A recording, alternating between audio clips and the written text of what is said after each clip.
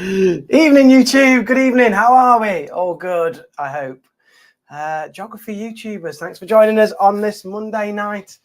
Yeah, what can go wrong? It's our last one in the series. So if you've been following the whole mock series, we've had 3 so far. We had natural hazards, we had living world, rainforests and hot deserts, and we had coast, UK coast. That was last week. Check out the previous videos on the channel if you want to catch up on our mock series. And today we're going to do UK rivers. So excited for this one. I'm so excited. UK rivers. We've also got the Christmas tree up. There you go. Hope you like the Christmas tree, guys. We are getting in the festive spirit here at Geography HQ. Say hello in the chat. Let us know who's there. Hit us up in the comments who is in the chat today for some geography revision. I'd love to know. Yeah. Let's get your camera right there. We are. Anyway, how are we all doing? Are we all getting ready for our mock exams? Hopefully, revision's going well. I can remember doing my mock exams. This is a long time ago, but I know how much work you'll be putting in if you're preparing properly for these mocks. I'm sure you're revising hard. And today is part of that geography revision as well, which is fantastic. But have you also getting excited for Christmas? It's not far away now, is it? Not far away. Let us know as well in the chat. Have you opened up your advent calendar? What was in your advent calendar today? I've got a Lego advent calendar, and I opened up. I had a little man with a coffee cup, like a little Costa coffee cup. Pretty cool. That was mine. Yeah. So have you opened your advent calendar up? We've got your Christmas trees up. You're getting all festive and excited for Christmas as well, because we love Christmas as well. We love geography, and we love Christmas. So if that's you, we're in the right place. We are. Right, let's see who's in the chat then, guys. Hit us up. Say hello. James, first in the chat tonight. Well done, James. Hello, sir. Good to see you. Hello, sir, too. Ethan. Yes, Ethan. Morning, sir. I think you're on a different time zone there, Ethan. Which country are you watching this from? It's definitely evening because I am tired. I've been at work all day, as you know. Lily, good to see you, Lily. Thanks for joining us tonight on the live stream. Really appreciate it. I think you've been to all 4. I think you've been to all 4 live. That's amazing. Hamace, good to see you, Hamace. Thanks for dropping in for the live stream tonight. Really appreciate that. And Harry. Yes, Harry. Awesome. Good to see you. This is all going to pay off in your mock exams, I'm sure. And Alex, good to see you, Alex. There's a lot of 11D in today as well watching this. I really appreciate it. 11D. Well done. Tafumi. Hi, sir. Good to see you. Tafumi. Tafumi. I don't know. I hope I pronounced that right. Anyway, good to see you. Thanks for dropping in and doing some geography revision with us live tonight. Lucas. Good to see you, Lucas. Thanks for dropping by for a bit of geography fun. Wow, there's quite a few of you in the chat tonight. Safinat. Lovely to see you, Safinat. Thanks for joining in to our UK Rivers stream. Last year you had a Lego Star Wars. Yes. What happened this year? Did you not fancy that one again? Or my boy's got Lego Star Wars. He's a massive Lego fan. He really is. Yeah, he's got Lego Star Wars. What have you got this year, Lucas? Where's Bruno at? I don't know. Bruno, where are you? Get yourself on the live stream. Someone message him. Hit him up. Say, you're missing out on the revision here. Live stream's important. Joan. Hi, Joan. Good to see you. Thanks for dropping in. Joan's in year 10. Love it. Thanks for joining in. I've just noticed you've all got like YouTube symbols as well. That's new. You've all got little icons with YouTube symbols. That's pretty cool. Stan. Good to see you. He's my, is that my mod? Where's my mod? Where's my mod? Moderator. Call the moderator. I need a moderator. Right. What we're drinking for our cup of tea and case studies. What have we got? Hopefully got some nice sugary snacks to get you through. We need some sugary snacks to get us through our revision tonight. As you know, I'll show you what I've got. You can probably guess with the heading of this video. Let me just move the Christmas tree for a minute. Let's put it there. There we go. And let's get the camera down. Let me just show you what we've got. Hit us up, guys. What have we got for our revision session? What goodies have you got to drink and eat during today's revision? Just share the screen. Save. Oh. There we go. Right, let me just... Oh, you got it on there. There we go. There we go. Let me do that one, actually. I'll fill that one. There you go. There's a cup of tea. Always a cup of tea on Cup of Tea and Case Studies. And here you go. You ready for it? We are fully in the Christmas spirit. Yay, look at that. That is tonight's. I think I deserve this. It's number 4 of the live streams. I think I deserve it. So I've got a little mince pie and a Christmas snowman biscuit. I probably eat the mince pie. I don't know if I'll eat the snowman biscuit, but anyway, that's what we've got on standby. So what have you got to drink? What have you got to eat to get you through tonight's live stream? Hit us up, let us know. Also, you know, guys, you were going to need some colouring in equipment. You're going to need some creative stuff. So what do you need? If this is the first time you've ever done a Cup of Tea and Case Studies, you're going to need a pen, a highlighter, some, of course, colours. There we go. That's my selection of colours. I always have a ruler, but I don't think I've ever used it yet. But anyway, a ruler as well. And that's it. Yeah. So if you haven't got the equipment yet, you've got to literally give you 1 minute to go grab what you need. A4 paper, colours, pen, highlighter, all that good stuff. And we'll get started. Do your revision right now for geography. Getting you ready for the 17th of December is the Year 11 mock. And if you're watching from elsewhere in the world or the country, I'm sure your Year 11 mocks are coming up soon, or maybe January, something like that as well. Yeah, there we go. Before we start, guys, hit the like button. I do appreciate it if you can. Hit that like button. If you aren't subscribed, also subscribe. That would be massive help. And also it helps to push it out to other geography students that might want to watch it as well. We could be able to help them a little bit. Right, let me just go catch up with the chat, see what we've got, and then we're going to get started. So I'm just going to...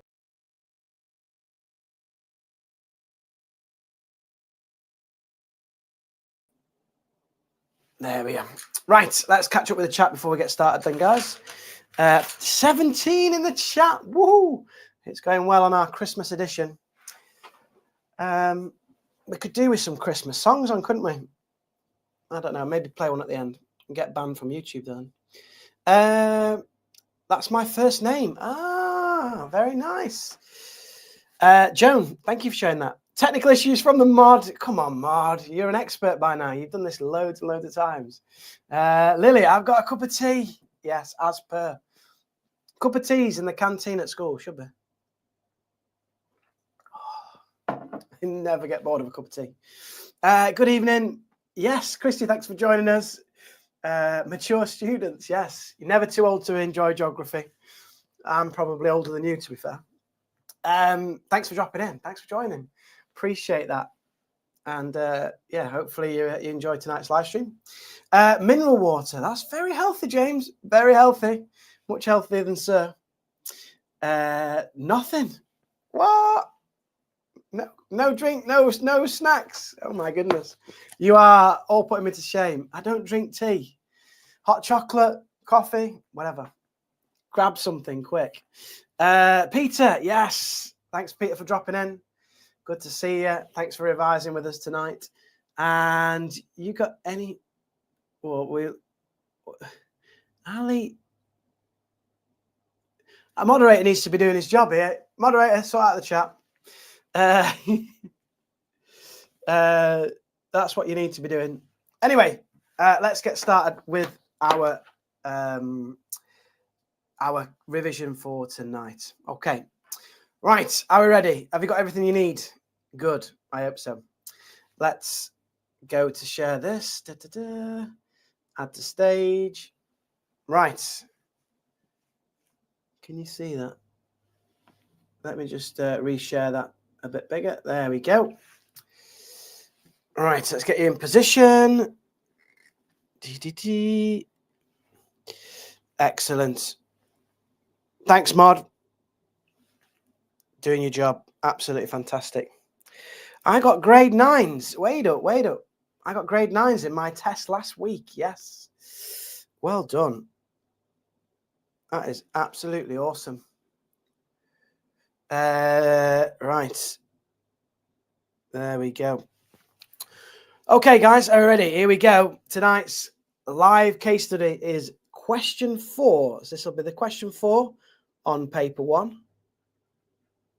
So it's question 4, UK rivers. And we're going to make a really nice visual revision guide, revision tool to get you through your mock exams. I'm actually looking forward to the geography mocks. I feel like I'm prepared. I feel like I'm prepared and ready for it. Okay, so we're going to focus on 2 main things today. We're going to look at meanders. Meanders. Let me just get the lighting a bit better for you guys. Bring that lighting a bit further over. There we go. That might be a bit better. How's that? Is that better? I hope so. So UK rivers, and it's question 4. There we go.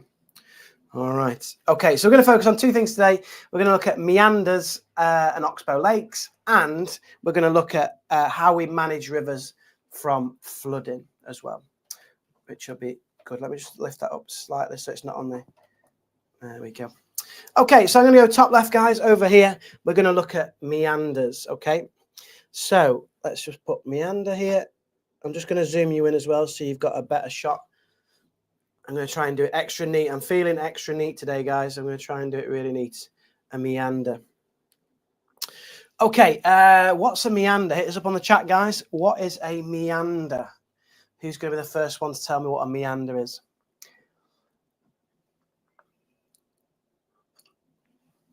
I'm going to highlight this as well. A meander. What is a meander? Oh, Lucas is the winner. It is a bend in the river channel. Yeah, so let's put that in then.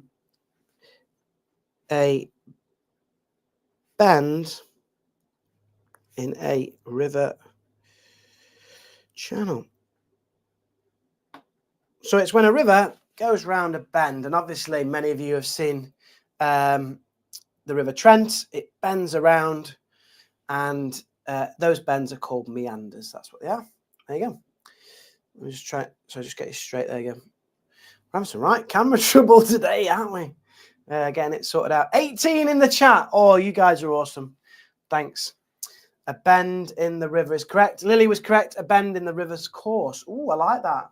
Yeah, the course of a river, the direction. And meander is like a bend in a river. It's a bend. And Ali, you're right. It is a bend in the river. Good. So let's have a look. Who can remember how a meander forms? Who knows how meanders form? Let us know. Who can explain how? They are quite complicated. Who can explain how meanders form?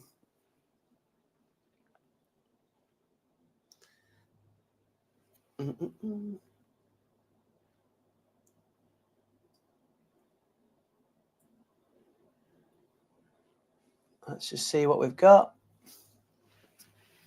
How do meanders in a river form?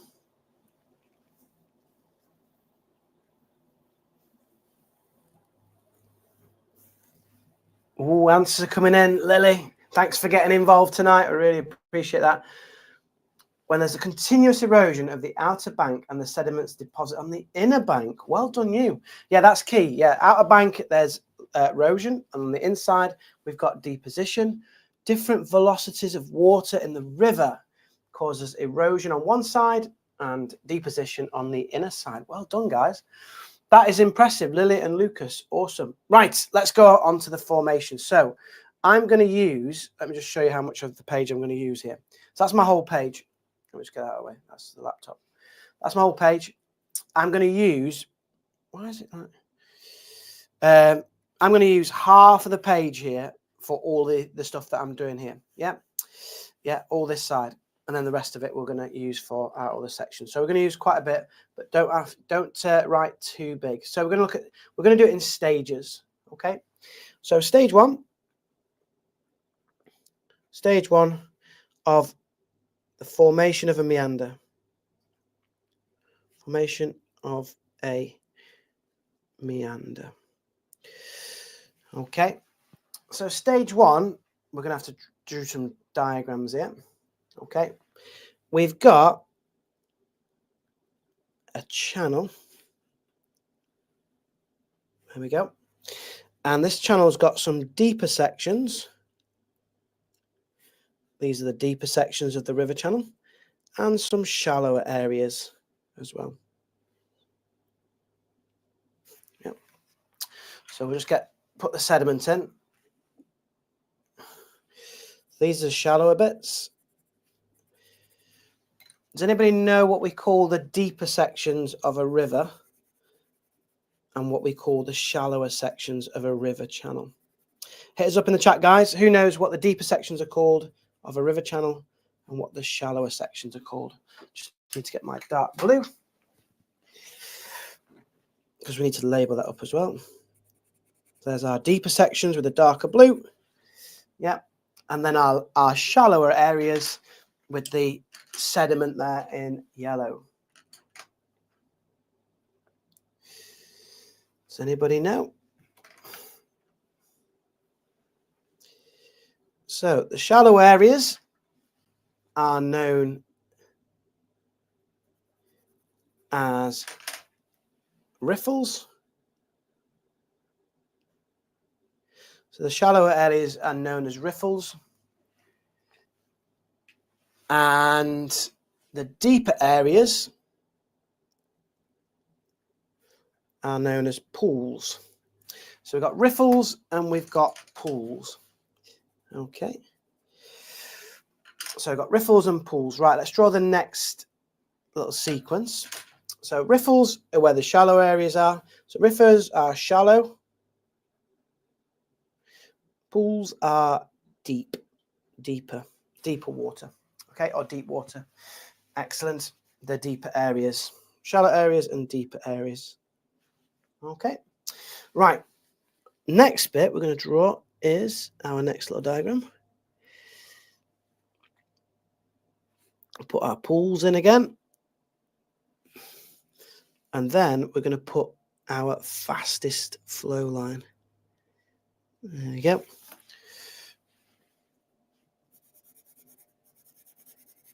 Let's colour in the channel.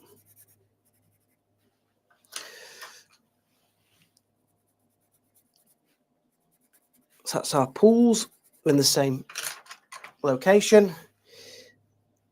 And this little red arrow is the fastest velocity. So water flows fastest in deeper areas because there's less friction. So where the water is deeper, there's less friction from the banks and the riverbed, and that's where you get the fastest flow. Okay, so I'm just going to put a little red arrow, which is fastest velocity.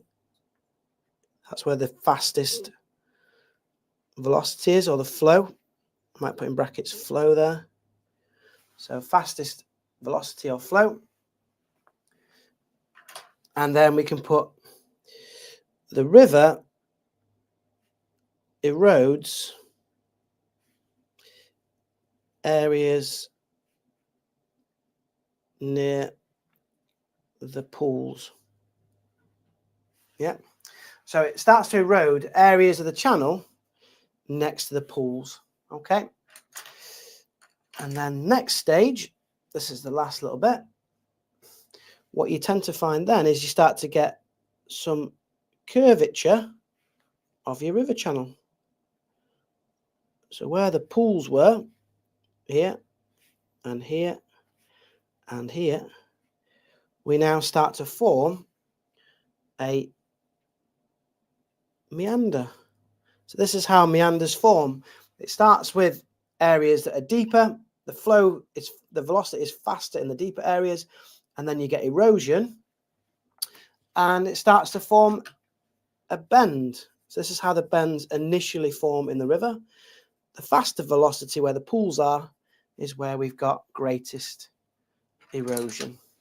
So put the pools back on. There we go. And put our fastest flow line back on. There we go. Fastest velocity. And there we go.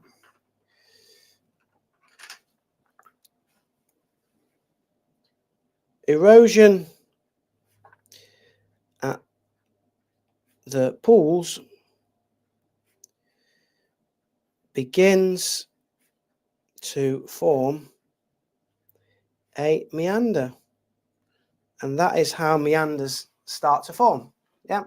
So fastest flow there, erosion on the outside. Maybe we should put this in orange, like these outside bits here. And the outside there, outside here. So that is your zone of erosion. That's where it starts to erode. This is the zone of erosion. Okay, so that's how they start to form. Yeah, where it's deeper, they're called pools. The water flows faster where the pools is. It's more energy, and that increases over time, and we get erosion of the outside to start forming our meander. Okay, right, let's have a look at a cross section of a meander then. All right, so let's do stage 2. Stage 2, meander cross section. So this is if you were to look a side view of a meander. So if this comes up in an exam, you're more than welcome to draw this sort of diagram. Okay, a meander cross section. Right, so let me just get the drawing in. There we go.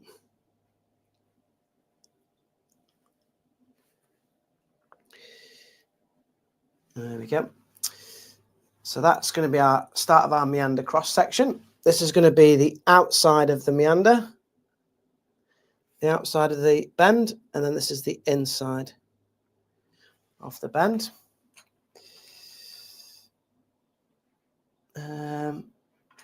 Where's my green gum? Oh, I've not used green yet, have I? Green. Oh. There we go. So outside of the bend and the inside of the bend. Okay. Right, we're going to put some features on this. So on the outside, we've got our steep sided bank there. Let's put our water in actually there. So you can shade it in so you can see what's going on. And then we'll add the labels on actually so you know. So it's like a slice through the river so you can see the side view of the channel. We'll put our sediment in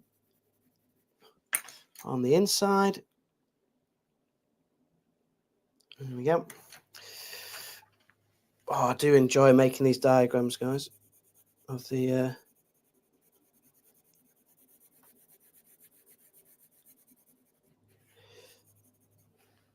right, there we go.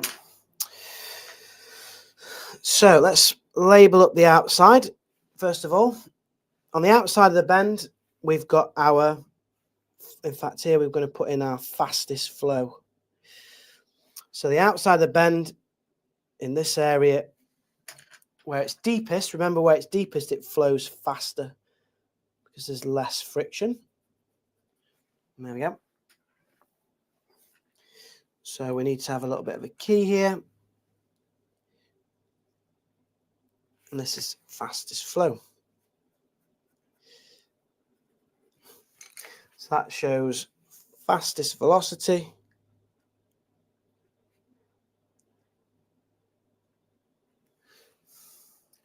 Yeah, and that's on the outside of the bend. And fastest velocity is where you're going to get the greatest amount of erosion. So you get a lot of erosion there. We can also add our slowest flow on the inside. Our zone of where the flow is the slowest. So it flows slower on the inside. Let's put that one in here as well.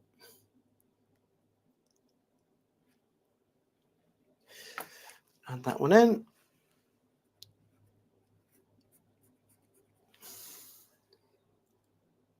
Just get it so you got a better view there. So on the inside of the bend, this is the slowest flow.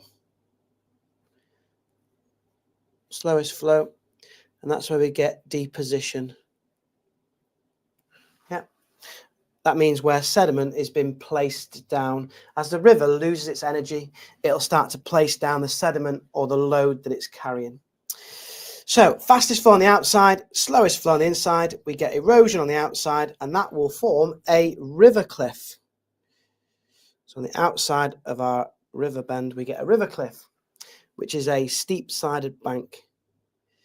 Steep-sided bank. On the outside, there you go. There's our steep-sided bank. And on the inside here, we've got this small depositional area, this kind of beach area, and that is called a slip-off slope. It's got a slip-off slope, which is basically like a sandy depositional ridge on the inside of a meander. I'll try and get up a picture as well so you can see one in a minute. We've also got here on the outside, we've got our undercut bank. So this bank gets eroded, gets undercut. So because of that fast flow there, it actually undercuts the bank here, starts to erode it. And then on the outside, we've got our zone of erosion. Let's put that in. And let's put, that's it. So here we've got our zone of erosion. That's where there's going to be most erosion, where the fastest velocity is. So zone of erosion. Yep. And on the inside, this side here, this is our zone of deposition, where sediment is being deposited. Let's put that on there. So here we've got our zone of deposition, where rocks are being placed down as the river moves more slowly on the inside because there's more friction, increased friction because the water's touching the riverbed and the river banks, so we get more deposition. So that's that. The only thing we're going to add to it is, this is just for the higher grades, the water as it goes round a meander moves in this kind of spiraling motion. Yeah, moves in this spiraling motion. And this spiraling motion of the water, which erodes the sediment on the outside and then deposits it on the inside, on the meander. So it erodes the outside of the bank, deposits on the inside. This one is called helicoidal flow. A bit like the rotation of a helicopter blade, it erodes and scrapes for abrasion and attrition on the outside and then deposits the sediment, the sand and the gravels on the inside. So it's called helicoidal flow. So lots of things happening here. When water in the river channel goes round a bend, we've got erosion on the outside, fastest flow. That creates this undercut bank and this river cliff. The sediment is moved onto the inside of the bank where it's deposited, where the slowest flow is, lots of deposition, and it creates a slip-off slope. Right, I'm just going to move over a little bit and mention something called meander migration. So if a river is continually eroding on the outside and depositing, this river is moving in this direction. Okay, it's moving in this direction here. That's a terrible arrow, there you go. A bit better. So it's moving in this direction. It's eroding on the outside, it's depositing on the inside, so it's migrating, it's shifting across the floodplain. So let's just draw a little diagram here of meander migration. So over time, river channels move on the floodplain, they migrate on the floodplain. So it's called meander migration. Okay, so let me just draw in a little river here.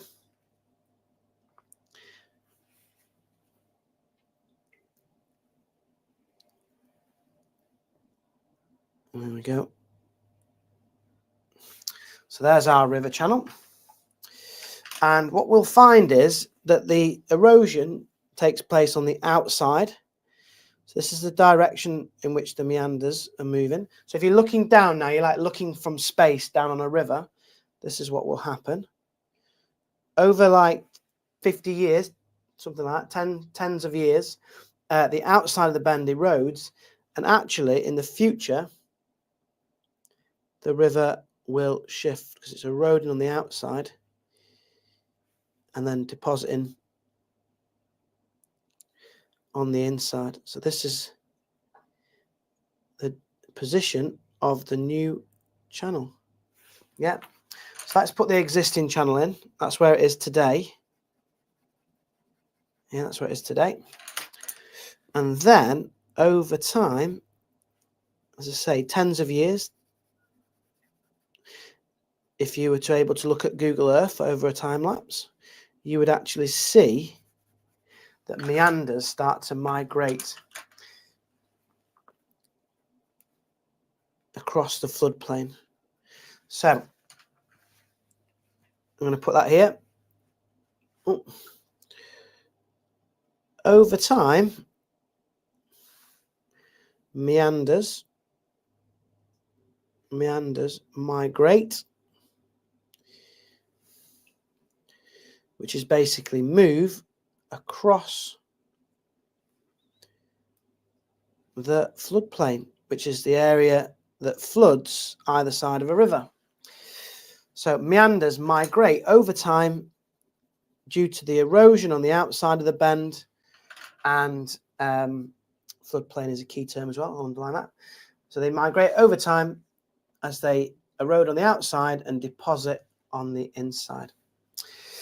E.g., and we can put here Burton Washlands is a good example of where all of these things are happening. All these meander formation and migration of meanders. This is on the Washlands in Burton. So again, if you're trying to get for grades 5 and above, always tell us a place where this is happening. And Burton Washlands, the River Trent, you can see all this sort of stuff happening there. Go for a little walk along there and you'll see this activity. So meanders, very complex. They are bends in a river. They form over tens of years, starting off with pools, erosion on the outside.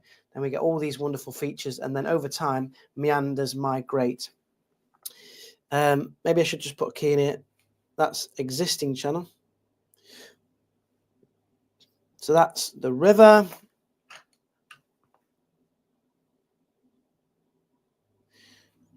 Oh, someone's posted. There's our river. And then let's just put that little key in. Future position of the river, basically. So that's where the river will be in the future. Yeah. So the river is there, and then that's where it'll be in the future. Right. Just give me 1 second, Stan. I can see that you've sent a link. Oh, that's for anybody. Yeah, so if you want to watch a time lapse of meanders, Stan's dropped a little video link. Thank you so much, Stan. Yeah, have a little look at that. Check that out. I'm sure that'd be fantastic. Ethan's saying, thank you, Mod. Yeah, awesome. Thanks, Ethan, for being polite, well-mannered. Yeah, and thanks, Stan, for sharing that. Right. We're now going to do, I've got a little bit of space at the bottom here, and I want to squeeze in Oxbow Lakes. Oxbow Lakes. So we're going to have a little look at Oxbow Lakes and what they are, because they're linked to meanders. Okay. So here we go. Oops. I've got to be maximize the space here. So Oxbow Lake. Let's highlight that. So this is another feature of a river. We've got meanders, which is a feature of a river. That's a bend. And an Oxbow Lake is a feature of a river. Oxbow Lakes are horseshoe-shaped lakes. When a meander is cut off. Yeah. So an Oxbow Lake is a horseshoe-shaped lake when a meander is cut off. And we're going to have a little look at how that happens with our little stages. So stage 1. Here we go. Let me just draw in our meander.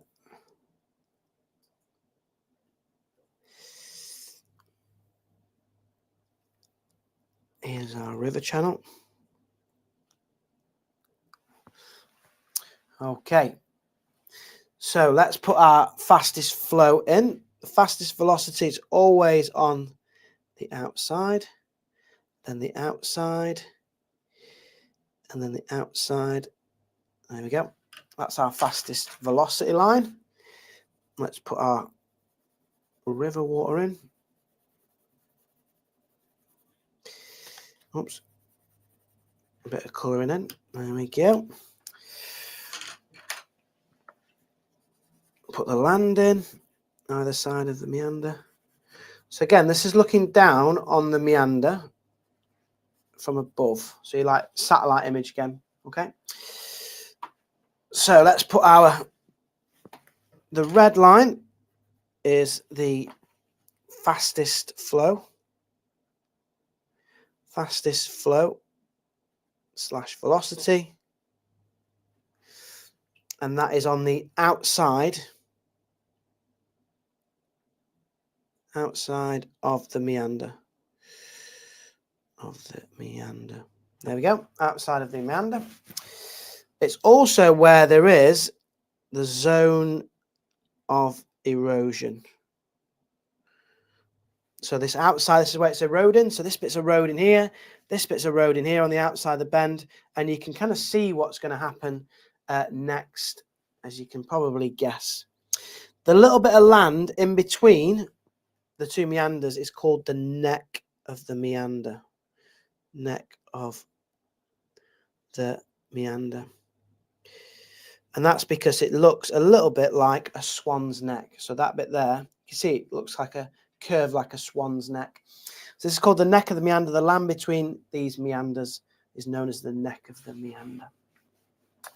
Okay, so what happens next? Well, you can probably guess. Stage 2, if you've got erosion on the outside of this bend and erosion on the outside of this bend, chances are they're probably going to join up. Here we are. So let's draw the after.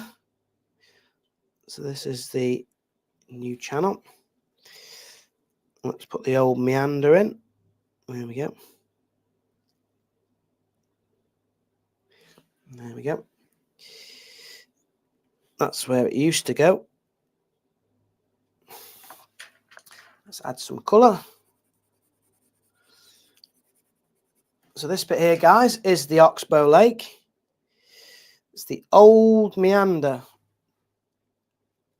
that's being cut off during a flood. So this is the new straight river channel here. New straight river channel. Let's put that in, colour that one in.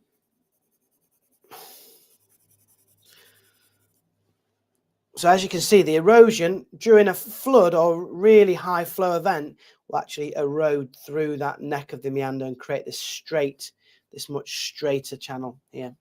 The Swan's Neck. Yeah, the Swan's Neck. Well done, Ethan. Yeah, the land in between the meander is called the Swan's Neck, or the neck of the meander, and it narrows because of erosion. In here, this area next to it, the Oxbow Lakes becomes cut off, and we get an area of deposition, area of sediment, gravels and sands that actually get deposited once the flood. I'm going to cut that in yellow. This is our zone of deposition, there, where the sands and the gravels cut off the old meander. There we go, and it creates that. So an Oxbow Lake is the old meander, it's the old bend. So let's put that old meander. It gets cut off there. 18 watching, thanks guys. Awesome. Oxbow Lakes can sometimes dry up as well. They can, like the fresh water inside them can dry up to create a meander scar as well. A scar. It's like a, you know, a scar, like a permanent mark on the landscape is a scar. Let me just put here, river breaks through during a flood. River breaks the old meander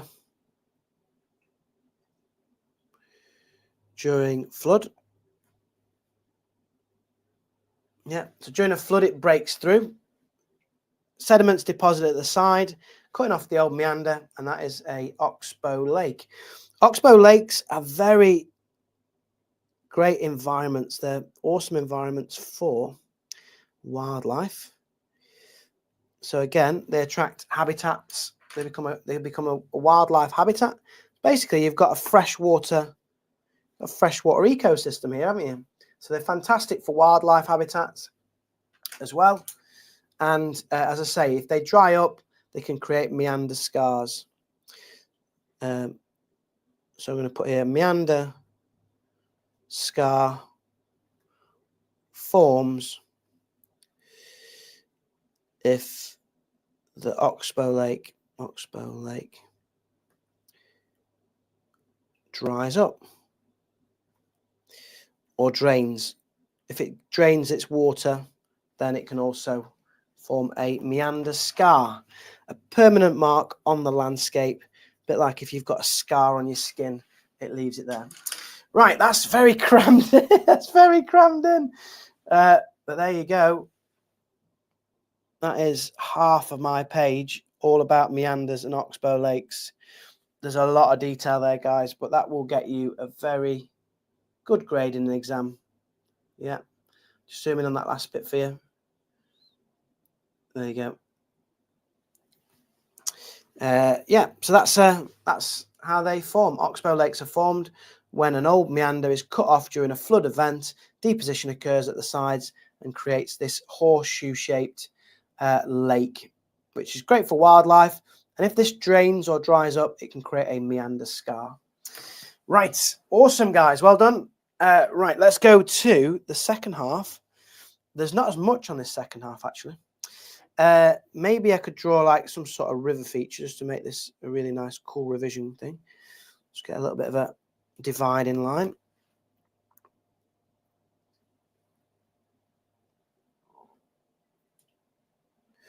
There we go.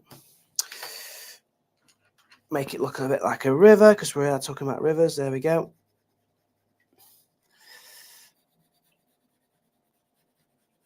It's good to enjoy a revision. I enjoy revising with you guys.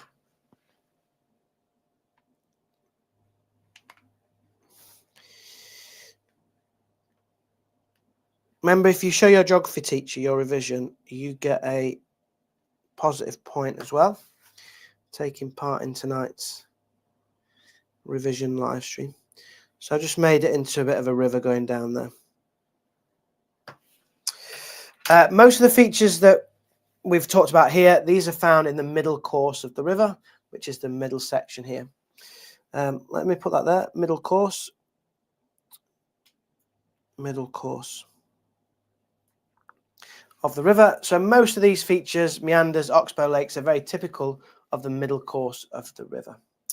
Right, let's get on to dealing with river flooding. River flooding, here we go. Or river flood management. So here we go on the top right. River flood. There's not as much to write on this side, which is good. I felt like I was cramming it all in on that side. Maybe I should have given myself a bit more space. River flood management. Here we go then. Hard engineering and soft engineering flood defences. Okay, hit us up in the chat, guys. What is the difference between hard engineering flood defences and soft engineering flood defences? Who can tell me the difference between hard and soft engineering? Let's see who is fastest whilst I have a little sip of tea. Oh, that's good. So what is the difference between hard and soft flood defences?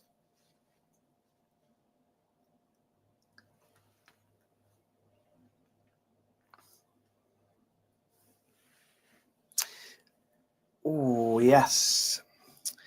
Okay, Lily, hard engineering works against natural processes where soft... That is very, very good, yeah. Absolutely. Hard engineering disrupts the natural flows of rivers. Very effective, though. They're very effective at stopping flooding and erosion. Sustainable, yeah. That word sustainable is the biggest buzzword in geography. Soft engineering methods are sustainable. Well done, you. Well done. Your revision's coming on really well. Okay, here we go then. Hard engineering. Hard engineering flood defences. Let's just highlight this because they are key. You need this for rivers and you need it for coast as well. Hard engineering. So these are man-made flood defences.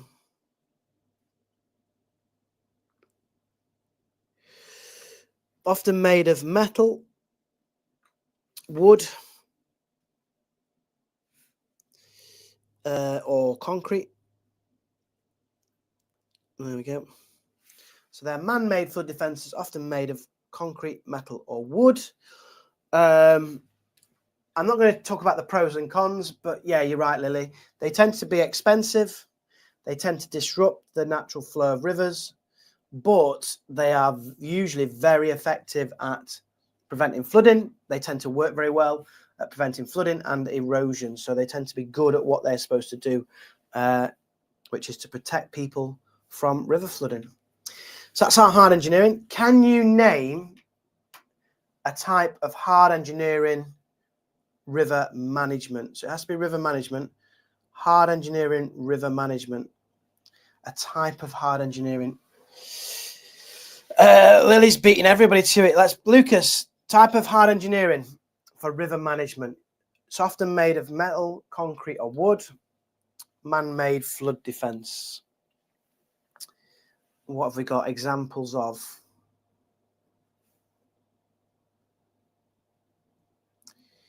Yeah, usually affect natural habitats. Absolutely, Lucas. Yeah, superb. Ooh, flood relief channels. That's not an obvious one, Lily. That's not an obvious one. Well done, though. That's very good. I'm very impressed. I'm going to add that one to. I'm going to add that one to our. I've only got 3. I might have to make it 4 now. Okay, let's do the most common one then. The first one, ways to control river flooding.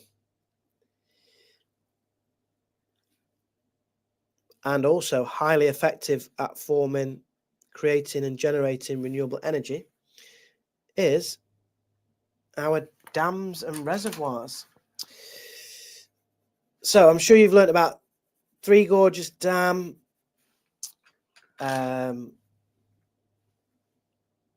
You've probably learned about reservoirs, not only in rivers, but in waters, water resource management in water. So reservoirs are man-made lakes to store water.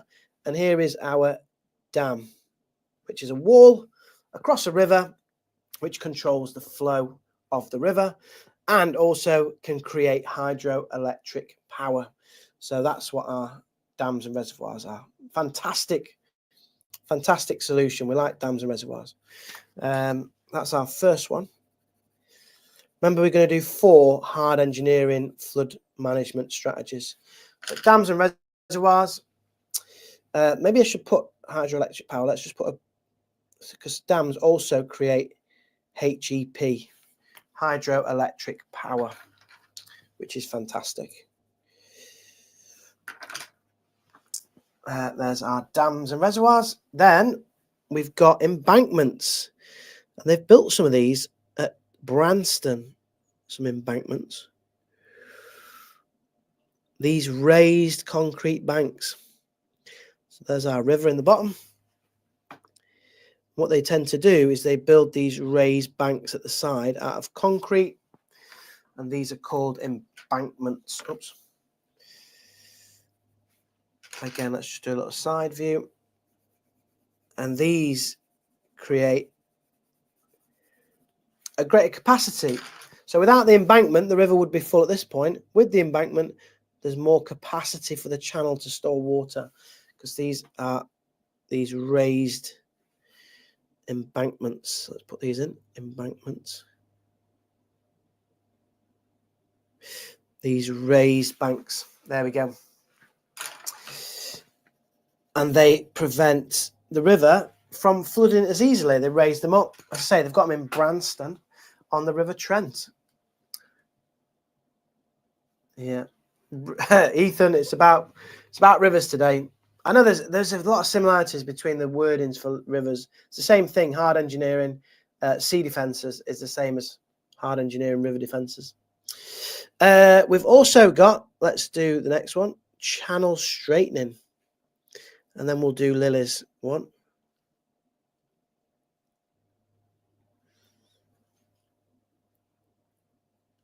So if the river is meandering across the floodplain, it's not very efficient to get that water out into the sea where it can be discharged and it can be a little bit safer. So what we can do is we can create basically the same as we can create a straighter channel, a new channel here, which then allows for the efficient flow of water out to the sea. So we call it channel straightening. It's creating an artificial man-made channel that gets the water quickly out into the sea. So this one is called channel straightening.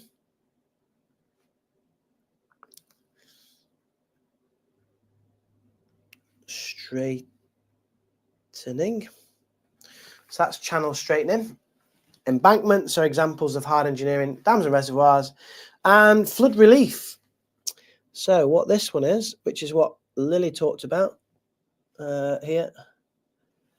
Yeah, flood relief is you've got your river, and then what happens is there's usually a little gate on that river called a sluice gate, and what they can do is they can divert water into storage areas, yeah, or into other areas where it can ease the river from flooding. So again, they use this in York, places like cities like York, and they create flood relief areas, which tends to be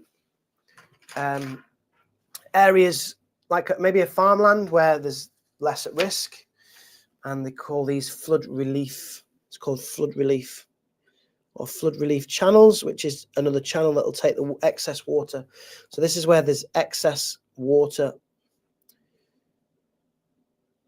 and it's kind of diverted into areas of low risk to take it out of the channel. And in places like York, it's to prevent the middle of York from flooding.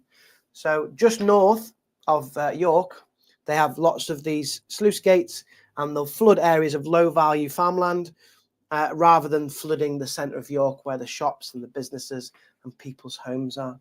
So it's called flood relief. E.g., let's put York in there. That's a city up in Yorkshire. Right, soft engineering. Let's do soft engineering.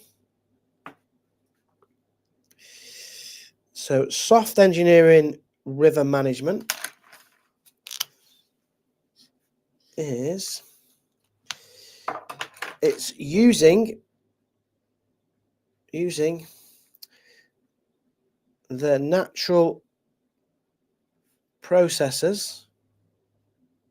It's using natural processes to protect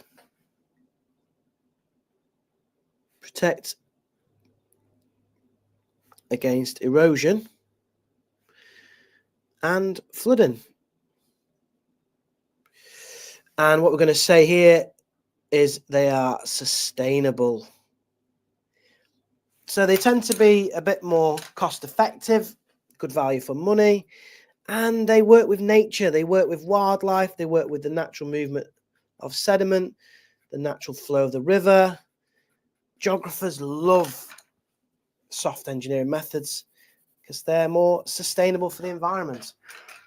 You might argue they're not quite as effective at preventing erosion and flooding, but if you're in an area where there's a lot of habitat space and wildlife, you perhaps want to do some soft engineering river management. So we've got three here. The first one, which is what they do in Burton, is we use floodplain zoning. So next to our river, we put low risk, low value things. And then all the expensive infrastructure and the housing is raised up on a river terrace, which is a bit of a higher area of ground. So there's our river terrace. Here are our houses again on the higher ground, high above the floodplain. And then let's put our river in.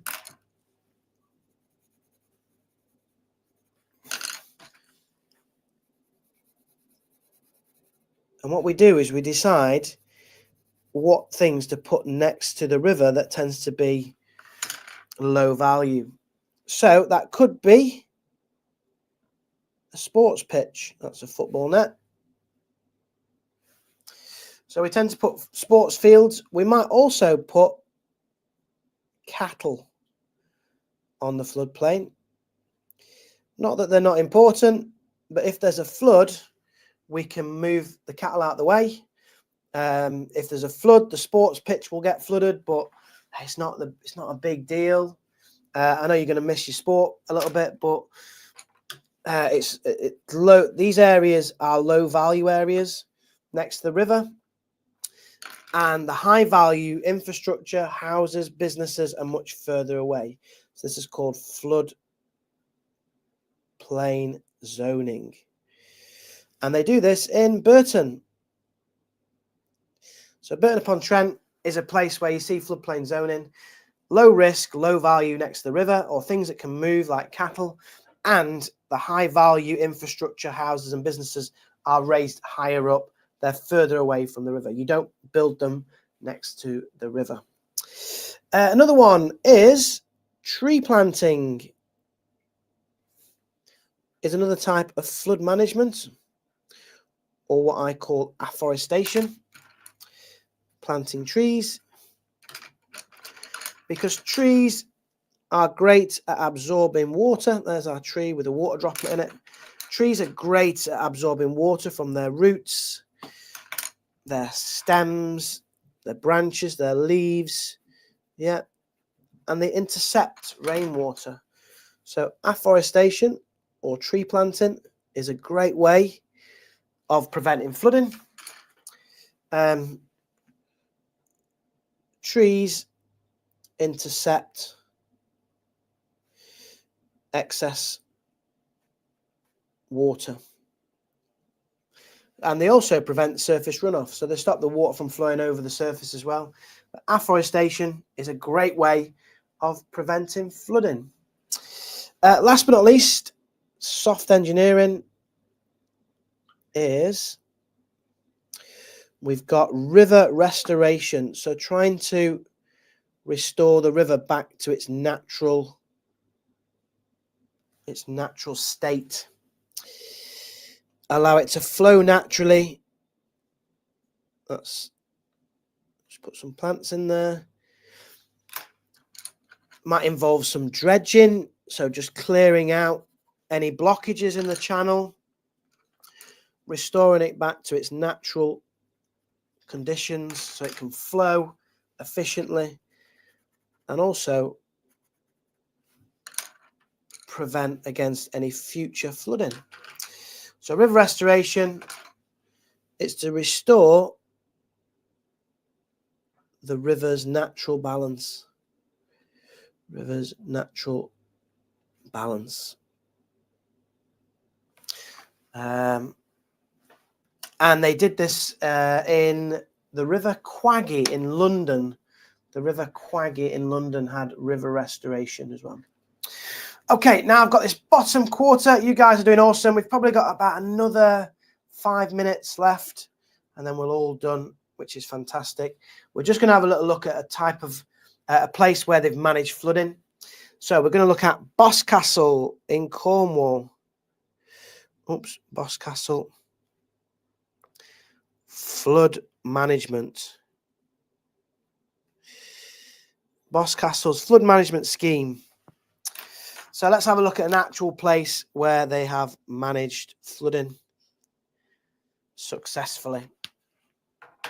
Boscastle's flood management scheme. So Boscastle is in Cornwall, a lovely part of the country. I know many of you probably perhaps been down there for a holiday and things. So it's down in Cornwall. And in 2004, they had a month's rainfall in 24 hours. Month's rainfall in 24 hours. So absolutely torrential rain. Boscastle was devastated by this heavy rainfall event. And they said that from this event, they need to learn, and they're going to manage this area. They're going to manage this river more effectively in the future. So we're just going to focus on the management here of the river. So after this major flood, the Environment Agency, in coordination with the council, have spent 10 million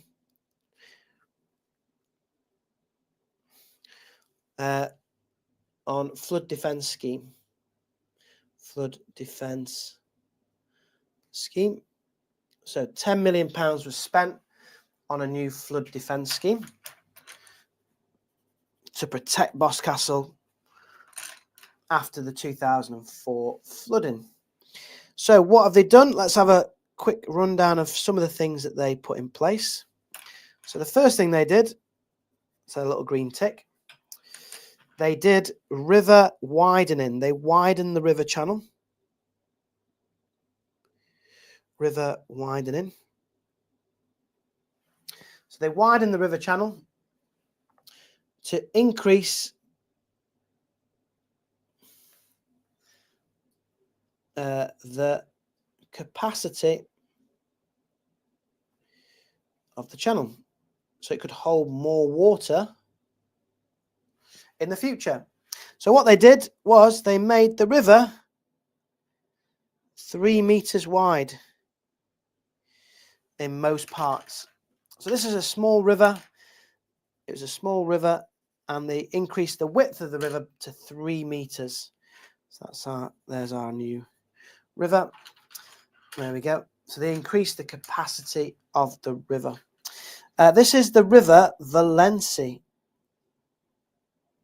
So they made the river Valency, higher grades, it's important to get the name of it, the Valency. They made it 3 meters wider, so it could hold more water and therefore less likely to flood.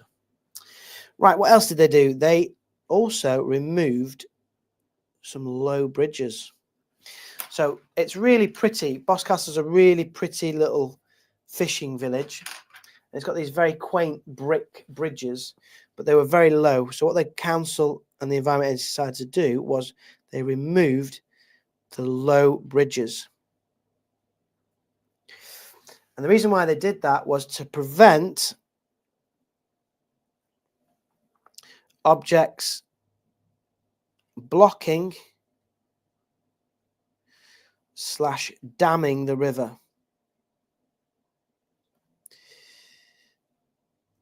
So things got blocked on the low bridges, so they got rid of the low bridges. They actually built some new kind of higher bridges near the tourist museum and the visitor centre because they didn't want it getting blocked up. One of the main reasons this was, let me just show you here, there was cars getting washed into the river and blocking up the channels. Let's just find the picture for you.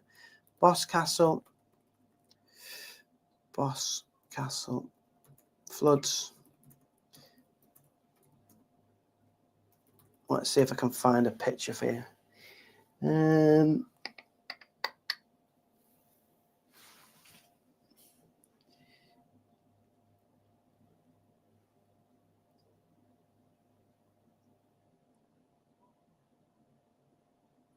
Maybe this sort of thing here. Let's have a look.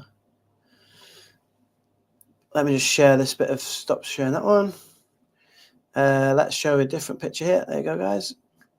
Here we are. So let's share that.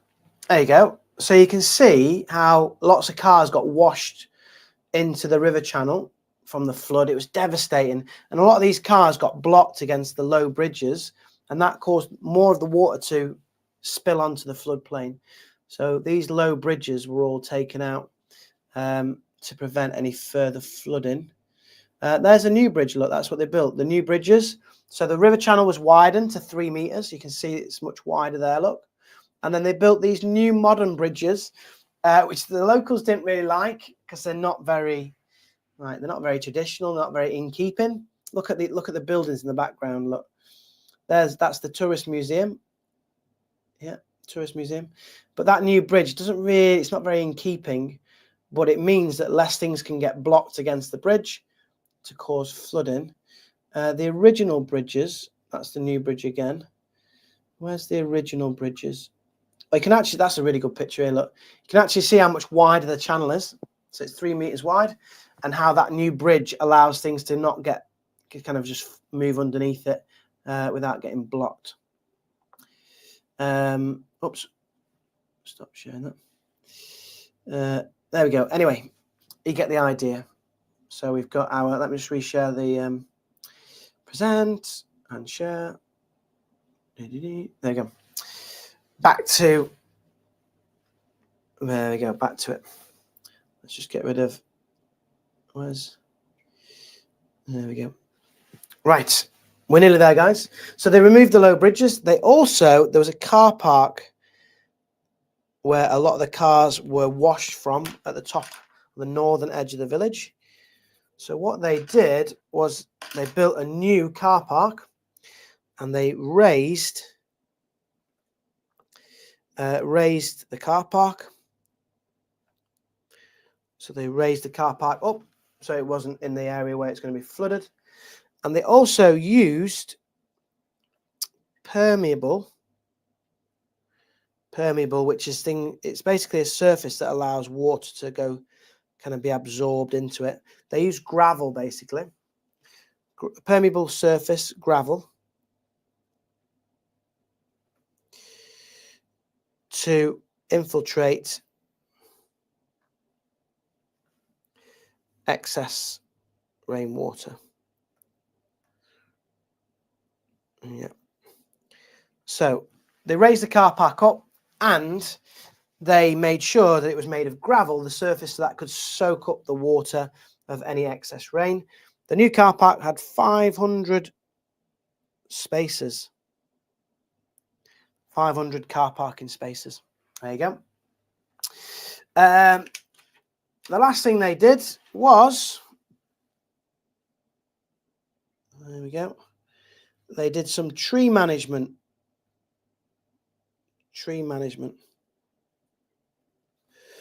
So they did some tree management. There we go. Which basically meant they removed any dead trees so that they couldn't block the channel up. So they removed dead trees to prevent them falling in the channel and block it up. And they encouraged landowners to plant trees to absorb any excess rainwater. So anybody who had land, they encouraged them to plant more trees to absorb any excess rainwater as well. So you can see they've used a lot of different strategies. They've used hard engineering with river widening and straightening. They've used, again, hard engineering to remove low bridges. And then we've got some soft engineering here with the tree management. Yeah, soft engineering with tree management. So it's a really nice combination of things. So success. Well, let's say it hasn't flooded like it did in 2004 since then. What are we on now? 2020. So it's 20 years ago. 20 years ago. Wow. So the success is it can protect against a 1 in 500 year flood. That is absolutely brilliant. So that all these kind of strategies and that 10 million has now prevented Boscastle, in theory, not flooding once every 500 years. So in an extreme event, it may still flood, but chances are, with all these strategies in place, with the local council, the Environment Agency, it's now protected against most floods. It's protected up to 1 in 500 year floods, which is exceptional. And there you have it. So there is tonight's. Let's just have a little look. Look at that. I do love these. So you should be well ready now for your mock exams. There you go. We've got a lot about erosion and depositional features. We've got our meanders, meander migration, oxbow lakes. So lots there that you can talk about. We've got our hard and soft engineering flood management. And then we've got our little case study here of Boscastle 2004, which is very successful in many ways. And it is now protecting against a 1 in 500 year flood. So I'll catch up with the chat. Please hit us up in the chat now if there's anything else you want to ask. Let me just catch up. Oh, I'm ready for my tea, guys. I am. You guys have been awesome. Let's have a little look who's here. Ethan's saying, cheers, Lily. Appreciate all the input. Lucas is saying you're too fast. I can't keep up with you. They have embankments. Yeah, they have embankments in Burton. Yeah. There's another one. There's a big one near the Leisure Centre, isn't there? Is it Meadowside? In front of Meadowside Leisure Centre, there's one there. Ethan's in college. Ethan. Great to see. Who's this? Oh, Nevs. Great to see all the year 11s ahead of their mocks. Yes. Thanks for dropping in, Nevin. Awesome. Appreciate that. Great to see you here, Nevin. Yeah, they've got some A-level geographers here, which is good. First time on the streams. Awesome. Come regular. Well, this is the last one before Christmas. But yeah. So if you finish your revision today, yeah, show your geography teacher. Bring it in. You can get a positive point. Do me a massive favor. Hit that like button. If you haven't subscribed, do subscribe. It really helps. Yeah, I really appreciate you joining us. So thank you very much for joining us on this last live stream. We will be back in the new year, 2025.